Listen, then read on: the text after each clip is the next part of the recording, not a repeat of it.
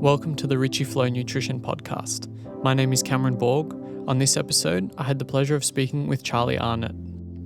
Charlie is an award-winning grazier from Boorowa, New South Wales, Australia, an educator and passionate advocate for regenerative farming practices. Charlie started his regenerative farming journey 15 years ago. Previously, he and his family had been farming conventionally on their 5,000 hectare property Hanaminno for over 35 years in an industrial high-input, high-output farming business model heavily reliant on pesticides, herbicides and man-made fertilisers. After a series of epiphanies and through education, Charlie found the regenerative agriculture movement, a movement which reflected his instinctive connection with the land and his ethos of producing quality food for his family and the world. Charlie has been a real inspiration to myself and many others as his passion and ethics speak volumes about how agriculture can both unite and teach us. Charlie's approach to food production aims at not only creating the highest quality produce, but also ensuring that this process is also beneficial for the broader environment and the inhabitants therein. Using nature as a teacher, Charlie has been using biodynamics, a method of organic agriculture aimed at treating the land as though it was a living, breathing organism. This process builds soil structure and increases microbial biodiversity in a way that supports the growth of healthy plants as well as the animals that subsist off of these plants. For a little bit of background, biodynamics was developed in the 1920s by the Austrian naturalist Rudolf Steiner. Steiner developed a variety of preparations to be used at various points in the seasons and lunar cycles to promote soil and plant health.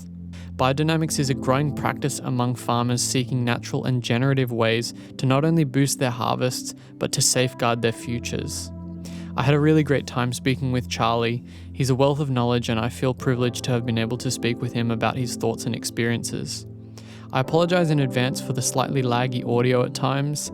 It's mostly fine, but there are places where it cuts out for a few brief seconds. With all that being said, I hope you enjoy the episode.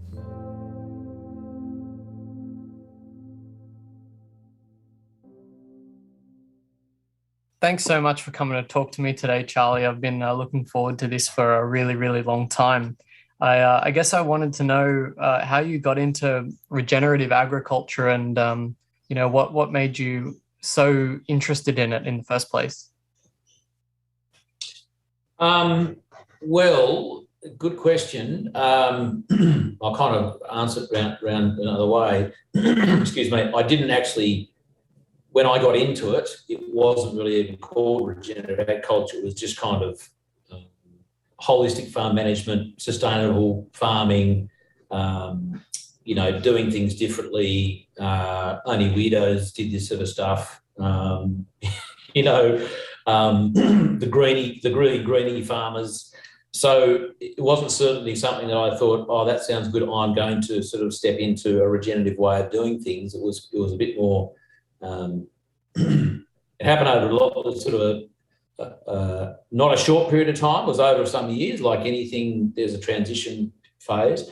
But I guess going back, say, 16 years, I had a series of tension events. Drought being one of them, extended dry period, as I kind of tend to call them now.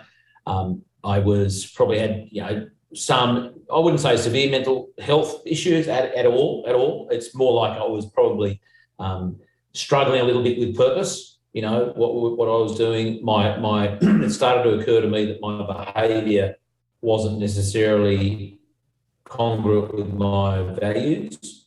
I did some training that kind of led me to understand that I probably hadn't really identified what my values were to then align my behaviour with it. But once I kind of did get to understand the importance of values, we all have them, but whether we actually can articulate them, can actually express them, write them down and share them with others, that's a whole other thing. And as farmers, we generally don't do that. We are getting better at doing that sort of thing. There was some friction, there was friction, these tension events, financial pressure as well. We were just our conventional way of farming. You go through some dry periods, lack of income. You still got lots of costs because you're feeding all your cows and your sheep, or gisting them all over the country. There was some. I started asking questions of the farming system that I'd grown up in, and I had inherited, and that I had perpetuated myself, because that was all I knew. My childhood and my university training was all based on conventional farming, which is fine. It created a really good reference point for me. But I guess being an inquisitive kind of person, always tended to want to look at the alternatives. Didn't always, even though I did this conventional farming once I got home years ago and sort of kept on doing it as Dad had and as I had as a child, I was always pushing the envelope. I was never really a conformist. So I was conforming for a period of time until I got to a point where I realised that even that was going against my values of not wanting to conform. If everyone's doing the same thing, it's probably time to start doing something differently. And so that's what I did. And then that started very gently. Well, I shouldn't say gently, actually. It actually started almost overnight once I started doing some training and realised that there were some things I could do to my business and my farm immediately, as simple as opening gates and letting mobs all come together as one, and running them much more quickly through paddocks. And there's just some things that I did and others have done and can do immediately, and then other things take much longer. And I'm by no means at the end of my journey. I certainly hope not. Life or farming, it's a constant thing. I'm always learning. I went to a field day last week before Maya grazing. It's 300 people at this conference in a woolshed, and I learned a huge amount in 2 days there. So that's I guess just also add to that, Cameron. There was so I guess the scenario, if I can sort of get back to that, was I was being pushed away from what I was currently doing because there was pain. There was financial pain, mental health pain, behavioural kind of pain, not congruent with my values. There was a reason to get away from what I was currently doing. And that's a push, But the good news is, even back then, there was something to go towards. It's one thing to be trying to run away from something, just kind of whether it's a farming situation or a farming business, kind of whatever it is, or a relationship even, But, to go to something is, to know what you're actually wanting to go to and what your future looks like, and to know there are people out there who can support you in that, in the community and, training. That made it very much easier. And nowadays there's so much more of that. There's actually, it's a very attractive, I believe, very attractive option for people to change. I'm not saying everyone should. I'm just saying, for those farmers who get a bit curious about what else there is and maybe they could be doing something differently, hopefully that's better. Just looking and reading and listening and, watching and experiencing things and testing things. Half the battle can just be experimental. All the different forms of regenerative agriculture, regenerative farming, you don't have to be an expert. You don't have to do it all at the same time. It's a very personal journey. Yeah, I'd love to come back and touch on a few of the specifics of some of the things that you've done. But from my understanding, you put a bit of an emphasis on Steiner's biodynamics in your practice and your workshops. And I was wondering how you typically explain that to people, because it's not a very easy thing to grasp immediately. And what was your introduction to biodynamics as well? So I was first introduced. Well, the first decent introduction I had to biodynamics was through Hamish Mackay in 2006, it might have been, or 5, 6, at a conference, training conference I was at with Resource Consulting Service, RCS. They're a sort of a holistic farming training organisation. And that was a couple of hours with Hamish, and it was pretty full on. And I really resonated with me. Like some of the stuff he was saying was kind of like literally out of this world, very cosmic, and was like, what really challenged not just me but the whole room of farmers. Really, a lot of people just went, "Oh my God, that's too much." For me, it really resonated because it kind of, again, getting back to your original question about my sort of sense of not necessarily wanting to conform to everything that everyone did and does, and also being curious, and also having whilst my training was very science-based, having a really a love of the unknown. Like I think it'd be really sad if we had answers to everything in the world of science and whatever. There's nothing to discover and nothing that can remain a mystery. And a lot of the stuff that Steiner talks about, and a lot of the things in biodynamics, it's not so much it's a mystery, because a lot of it can be explained, and Steiner has books and books and books about that. But it's more about there's that sense of creativity, a sense of individuality, and how one interprets it sometimes, and how one sort of uses biodynamics or practices biodynamics on their farm. It's for me, it allows a lot of creativity in our business.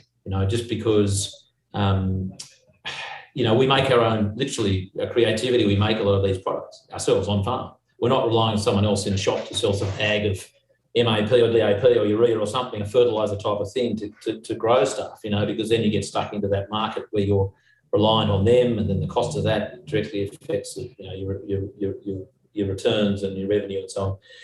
So being able to grow a lot and produce a lot of your own stuff gives you sovereignty over your farm, over your business, over yourself, because you're not relying on other people. So that was very attractive. I heard about biodynamics before. I had seen biodynamic food in shops occasionally, and had always been interested in it, but didn't understand it. And I've got to say, I don't have 45 years worth of wisdom that Hamish Mackay has. He is a complete freak with what he knows, and I say that with all respect, and I say that to his face, because we're really good mates, and I just an absolute awe of how he can articulate some seemingly very complex concepts, and not so much the practice. The practice of it is reasonably simple. It's when you start introducing elements of planets and their impact and their influence on plants and growth and that sort of stuff. I love that stuff because there's a lot of science-based people, and I guess with my background, you could say I might have been one of them, that would like to argue the point and say, well, if I can't measure it, then it's not possible. And I say, well, there's lots of things in our world we can't measure. Tell me how to measure love, but it's there. Just because you can't measure it doesn't mean it doesn't exist. So I just think it's fascinating, and it's again, it just allows a lot of creativity in the farm, and a sense of just reverence. It's a way of there's nothing that very reverential, if that's a word, of just spraying urea or throwing urea on a crop of oats to give it a boost. There's nothing very sacred about that. You're just doing a job. But when you're spraying biodynamics in on a landscape and pasture, crops, whatever, fruit and veggies, there's it's an opportunity to connect with nature. Yeah, absolutely. I've had the good fortune of being able to work on a small biodynamic farm and do a few preps and throw them out. And there's something really, really quite special about being involved at that level. And it's really, really, it's almost like a spiritual experience when you're stirring and putting those preparations out. a good friend of mine who sort of helped me understand all of this, his wife would explain his job as agriculture meets wizardry, which I think was a cool way to put it. And, it was so cool to see how the impact was on the food that we were growing, because it was, was completely different to the stuff you'd get at a supermarket. And I guess I'd like to know, how quickly did you start to notice the changes that biodynamics were making after you used them on your properties and started to get into it a little bit more seriously? Well, I guess we were, and as still do, we grow, cattle, sheep, some pigs. We're doing some of our own sort of fruit and veggies just for ourselves and so on. But the impact, the quality, in the very least, quality impact on, say, fruit and veg is quite evident early on, because you're spraying in a season, you harvest, there's a taste, and you can actually measure it with a bricks meter, and there are ways to kind of measure, as well as using your taste buds, the improved quality, of fruit. Beef, there's a few more sort of cogs in, bits that happen between spraying a paddock and then someone chowing down to a steak. So in terms of, I don't have any reference points for, say, tenderness, not sort of that I can give you numbers around. We, as an example of kind of quality, we certainly found, interestingly enough, well, in some ways, it's not surprising, behaviour of animals improved a lot. Not that they were behaving badly in the first place, but in terms of their, their happiness when they go into a paddock that's been sprayed with biodynamics, where they move to in a paddock. That affects, tenderness in a way, again, hard to measure. We didn't have a control group and then a happy, more tender group to sort of, compare them to. There was a general, again, if I had my time again, I probably would have thought more seriously about putting, some reference points, turning into a little bit of an experiment and actually documenting earlier on, okay, what's our baseline, whatever those parameters might be. We did do some things like pasture diversity, soil tests and so on. And again, because we use biodynamics in conjunction with different grazing management technique at about the same time, it's hard for me, honestly, to say, because we use biodynamics, we had these results. What I can say, though, interestingly enough, is only a couple of years ago, when I did some spraying of biodynamics through some paddocks in Easter, and we usually spray our soil preparations after the cattle have been through, okay?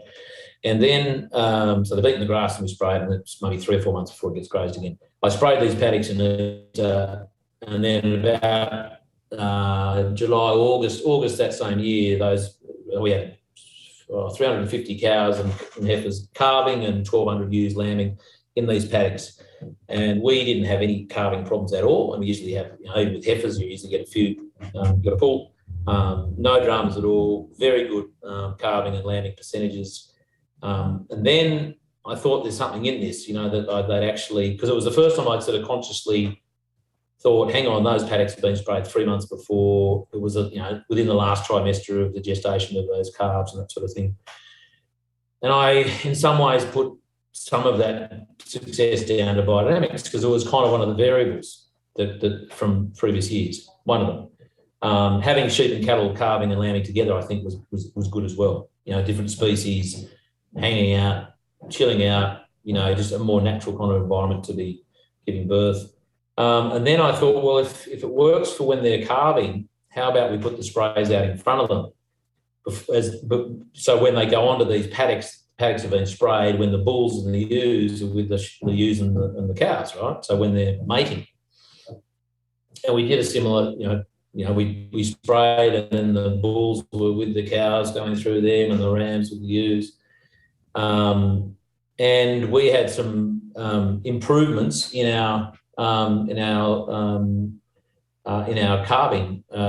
our preg testing for that mob. And it was kind of that, again, it was one of the variables that I could actually pinpoint and say that's what we did differently this year. Every year's going to be different. It's seasonal. I can't say, my God, that was definitely biodynamics, but my sense of that kind of it resonated with me, that contributed to that. There's those qualitative and quantitative, anecdotal kind of stories. Other biodynamic farmers have plenty of them too.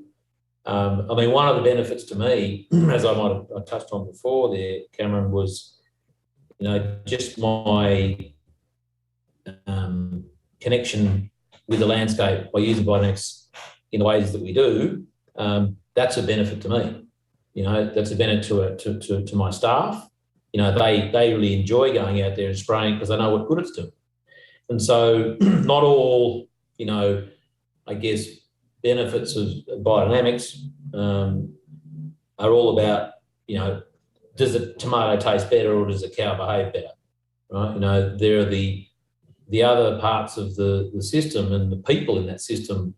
The complete opposite of that is if I had people running around with, spray gear on in trucks spraying crap everywhere. I imagine, if you ask me what are the benefits of using chemical in my system, well, one of them wouldn't be the happiness of my staff because that's just not something that they would tolerate, and neither would I. So the benefits are many and varied. Some people are more aware of what benefits they're going to have on their own farm.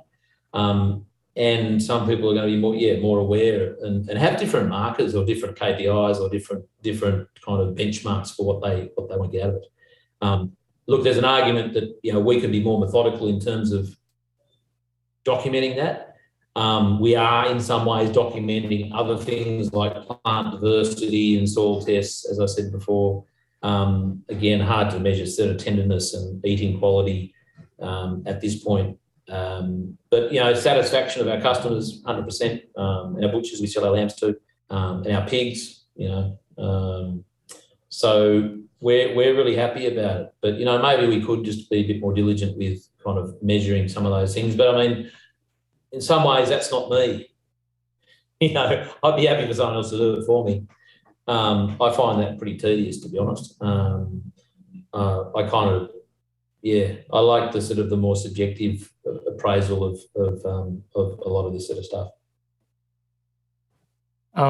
How much have you looked into and learned about Indigenous agricultural methods, and do they resemble, at least conceptually, do they resemble the practices in biodynamics? Yeah, a little bit, because I think there's a lot to look into. A lot hasn't been kind of even unearthed or discovered or dug into or acknowledged or understood.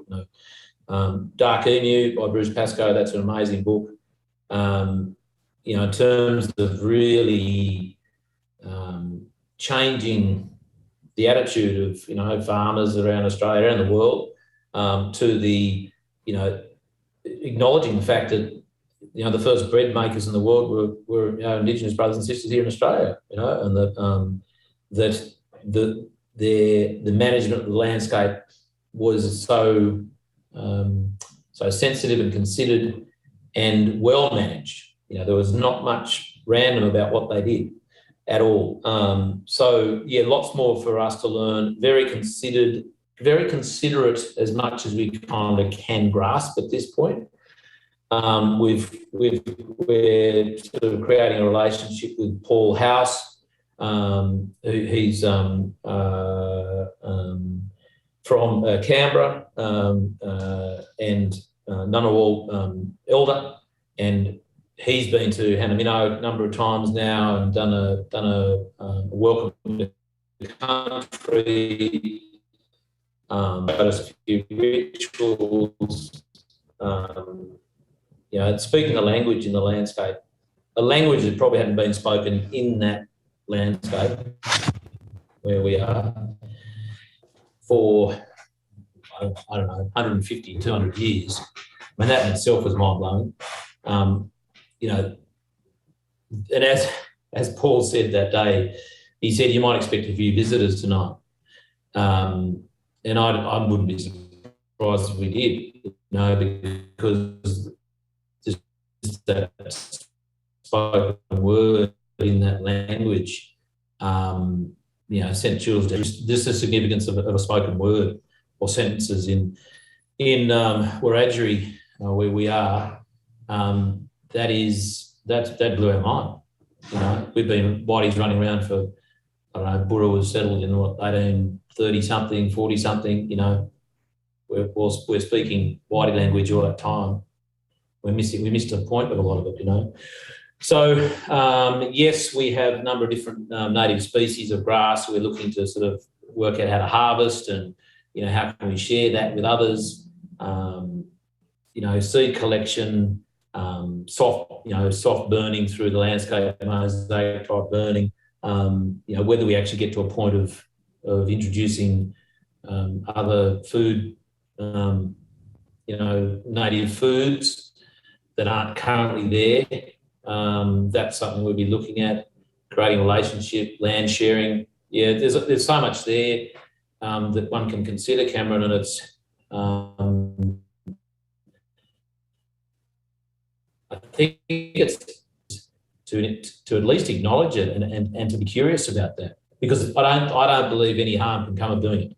I think quite the opposite. I think that there's so much that we need to share, and to seeing it eye to eye, like both our cultures. Excuse me. And this is the wonderful thing about people like Bruce Pascoe and others, and Paul House. They are not resentful. They are not having conversations with, us whiteys and making us feel guilty or making us feel bad. They're not pointing the finger. They are very clearly and succinctly saying, if we are to create the future of Australia, we need to be, holding hands and speaking eye to eye and face to face and respectfully and together and working on this. It's not about hierarchy. It's not about who's better or worse. It's far from that. We need to listen. We need to be doing more listening than talking. That's for sure. And we need to be asking more questions and giving answers. So that's the way I see the good relationships forming between farmers and Indigenous, traditional owners, everywhere. Yeah, I couldn't agree more.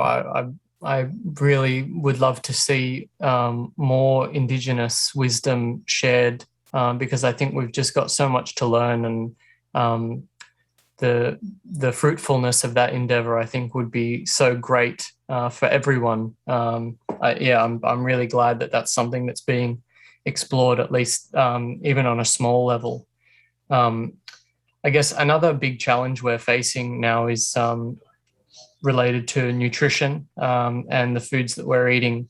So, it's something that's become very clear to me that regenerative ag biodynamics is going to be very important to help us nourish the future generations. And I guess from your perspective, what role do you see regenerative agriculture and biodynamics playing a role in the future of Australia and the coming generations? Well, regenerative agriculture, broadly, a huge part. I think, when I sit and think about what are the challenges that the planet is looking at the moment, and I'm sort of stepping away from maybe the political and potentially cultural challenges we have.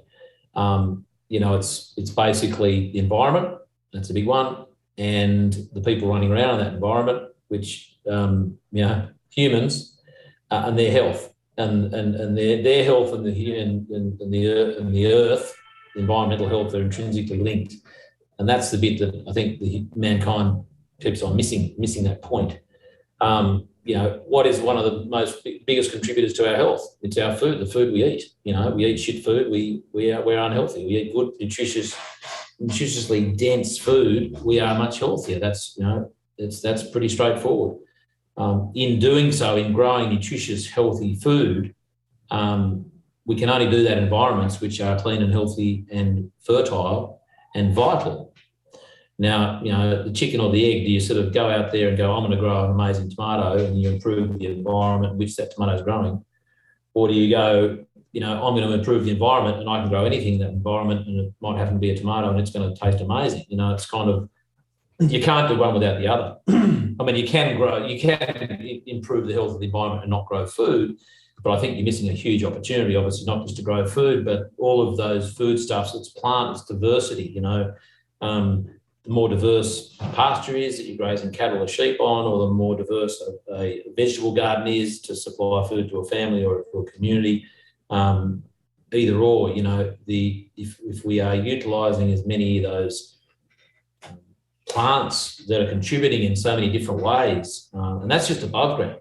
If we look at the improvement of the soil, plants grow soil, and so the more we can focus on a soil that can grow plants, make sure it's aerated and it can take, water holding capacity increases, then if we just get plants in there to start growing, then we can, and those plants are food, food plants, and get more of them in there, improve the soil. This beautiful cycle, this beautiful landscape function, that we can't escape if we're doing it in a well managed kind of way. So back to your question, that was a bit of a side rant, but it kind of sets up the scene that we can't but help to grow nutritious dense food if we're looking after the environment and considering the health of that soil and the biodiversity of the plants, and throw some animals in there too. I really struggle with parts of the community population that have a problem with animals being in a farming system. And what I'm talking about intensive farming, because I have a problem with that too.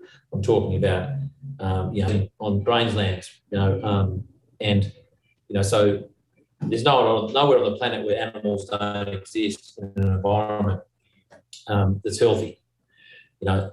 You except maybe Antarctica, but we need that fertility. So whether you were growing plants to eat or animals to eat, the better the food will be, and our health is just going to improve. And we haven't even talked about kind of the atmosphere and carbon sequestration and what that's going to do for the environment in itself. That's a whole other thing on top of it. So whether it's biodynamics, which I think I know can be used in anything, whether you're growing a pot of basil or a 1,000-acre crop or something, or got 1 million acres of grazing country. There's natural sequence farming, there's keyline, there's permaculture, there's multi-species pasture cropping. There's so many different practices that, I'd say you've got a toolbox, and it's a regenerative farming toolbox. And, it's got to suit your kind of style of farming and your behaviour and your, it's got to be you. You've got to make it your own. In that toolbox, there's lots of drawers and lids and things that, swing and move and whatever. Holistic farm management, your toolbox. How often are you going to open that drawer, and how often do you have to clean it out? And, what sort of, how many enterprises you're going to have. It's all, it's a toolbox you create using holistic farm management kind of principles. And then in each of those drawers, you're going to put different tools.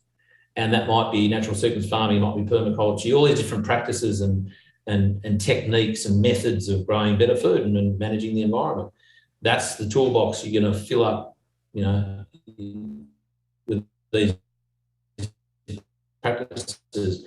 And for me, biodynamics is kind of the lining, and this is pasture cropping. You're planting trees, you're growing carrots, or you're grazing cows. Biodynamics can play a role in all of that. So If you look at the other side of the coin, Cameron, what role does conventional farming play, in the continuation of mankind? I think it's actually, it's sending us to the wall, physically, individually, and as communities, mentally and physically, and spiritually in some ways, but also the environments in which a lot of those chemicals. And I used to do it. I was a conventional farmer for many, many years and sprayed the crap out of everything. I know exactly what I was putting in the waterways and on the backs of my cattle, and essentially in the stomachs of the people who used to eat the wheat and whatever used to grow.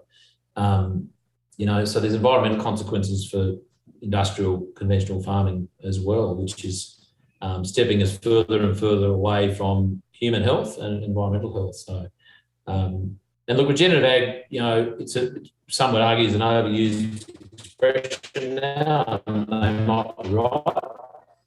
I don't really care what people call it. It's whatever. I mean, I even like the word generative agriculture, but it's kind of generative. It keeps on generating. It doesn't get to a point of regeneration. It's just wherever you think it needs to go, the landscape that you're managing. Sustainable is an old word, and it's just like, that's flatline. That's not really achieving anything. More natural farming methods, whatever it is, that doesn't really worry me. But it's I think we've got more and more farmers. I advocate they consider it, because they're mad not to. They're mad not to just consider it. It doesn't cost them anything to think about it and read some books and maybe go to a couple of courses and just think about it, and just consider, that it's certainly an answer to probably some of their ails that they're having, whether it's environmental, it's their own health. I know a lot of farmers have turned to regenerative agriculture because they got chemical poisoning. It's like, I can't do this anymore. They had to get rid of the chemicals out of the system so they could actually keep living, or at least living on farm.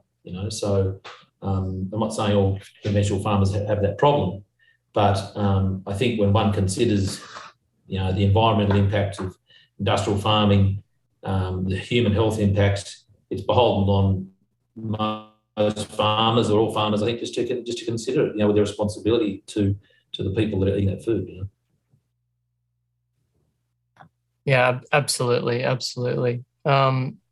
I guess something that's made me think of is that most of the most amazing things that I've learnt by reading books have come from, not from researchers or scientists, but from people like Steiner and Schauberger, who were naturalists. They were out just observing nature and living in nature. And I think their insights have taught me so much more than a scientific article could teach me. And I was wondering how your regenerative journey has shaped the way that you see the world and the way you go about things.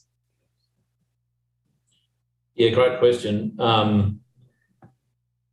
As I said before, I think, Cameron, I kind of looked at the world very differently. I always have, or I tried to at least. And I think, being curious and literally just doing training and reading books and speaking with people gave me a new perspective, a new set of lenses to look through things. I'm always, like in any course I do, there's another lens that you can, allows you to see the landscape differently or manage it differently. I guess it's probably in some ways given me, how do I say this? It's made me more comfortable to be a bit more lazy in our farming, because our old practices used to be very high input, high output. You needed to feed the machine, feed the beast, with inputs, with fertilisers and chemicals, and to keep the whole thing ticking over. And so, a lot of the changes we made, we stopped doing a lot of things, which is great. We stopped spending money, we stopped spending time.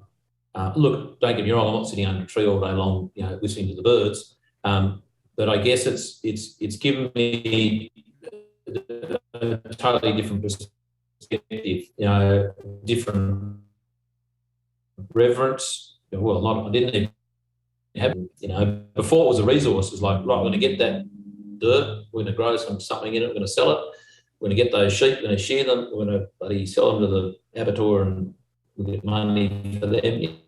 It was a very clinical prescriptive. It allows a lot more creativity. I have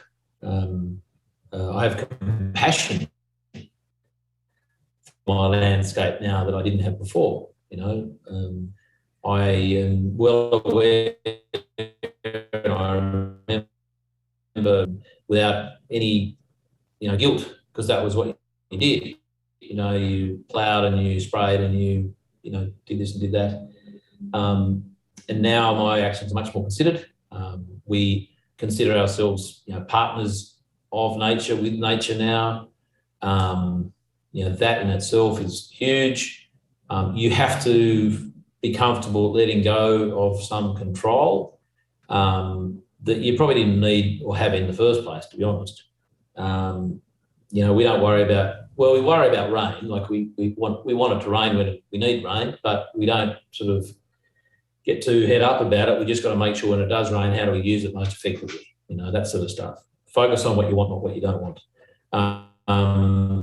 So a lot of perspective, a lot of attitude to it, not being a victim. I guess we used to play victim a lot, as understandably farmers do. It's bloody, it's a drought and I got no feed and I'm buying feed in, or I'm selling the cattle for nothing of the system. Well, you change the perspective on that, and you change the time frames within which you are kind of operating or seeing down the track. And you should be looking years down the track, and building resilience in your business, so you're not going to be buffeted around quite as much by the prevailing winds of markets and drought and government policy and that sort of thing. So, and by no means we're not experts at it.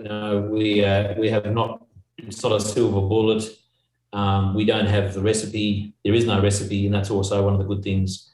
Because if there was, everyone would be doing it, and again, you'd have to question the merit of that. Because it's got to taking on different practices. Regenerative, more natural practices, still has to resonate with you individually and with the structure of your business and your values and that sort of thing. So just because you pick up a few different types of more naturally based kind of practices doesn't mean you're going to make $1 million, doesn't mean all your problems are solved, doesn't mean you can sit under a tree and whistle to the birds all day.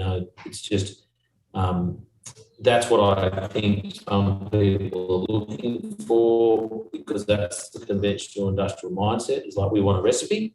I want to know what the inputs are. I want to know what I'm going to put in the oven and what's going to pop out the other end. And that's not very creative. And that doesn't build resilient business, because if you don't have the right ingredients, the oven's not hot enough or too hot, when the thing doesn't come out right, you're looking for someone to blame, and you're not able to sort of adapt as quickly as you might if you sort of you had more input into that recipe in the first place, and you made it. You adapted what you wanted to get out of the oven by the ingredients that you put in, and make it your own recipe, because it's you've got your unique set of ingredients, the landscape, what it's providing, what it's how generous it's being, the prevailing weather conditions, how much cash is in the bank, whether you want to run pigs or cattle or sheep. It's got to work for you, That's beautiful, Charlie. I know you've got to get somewhere, so I'd like to ask, how can people support you and your work? Well, that's a great question. You got good questions, Cameron. Keep that up. Look, well, I've got my podcast, The Regenerative Journey, where I'm not sure when this is going to hit the airwaves, Cameron, but it's on the 15th of March. I think we're kicking off season 5. That's always good fun. We have we're not selling product on at the moment. We do sell our lambs through, have some exciting projects in the wind that we're looking to develop this year, and we do run biodynamic workshops as well, which are on our website. We're just doing one at Boorowa in a couple of days' time at Hanaminno, and also planning some dates for sort of late autumn, winter and spring. So anyone who wants to know more about those 2-day workshops, get on the website, charliearnott.com.au, and leave your email there. We'll keep you in the loop. We send you newsletters, not very often, probably every 4 to 6 weeks. We won't bombard your newsletter. They're your inbox.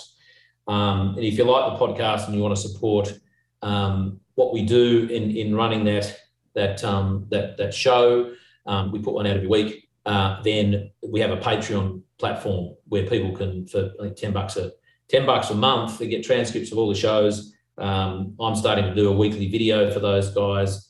We do a monthly webinar with one of our guests. We've got one on in a couple of days' time. And I reckon it's really good value for the price of $2. So that's pretty much what we're doing at the moment, Cameron.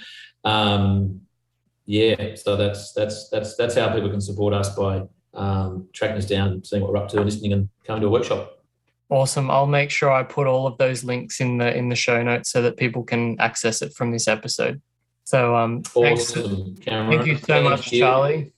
This has been an absolute honour to get to speak to you. So I really can't thank you enough for giving me some of your time. That's a pleasure, Cameron, and well done you for doing, because running a podcast is not something that you can sort of do for 5 minutes once a week. There's a lot of work to it. I commend you for doing yours and interviewing people and being interested in what I'm doing, what others are doing, and being a conduit for, educating others and keeping people curious about the world. It's a really positive thing.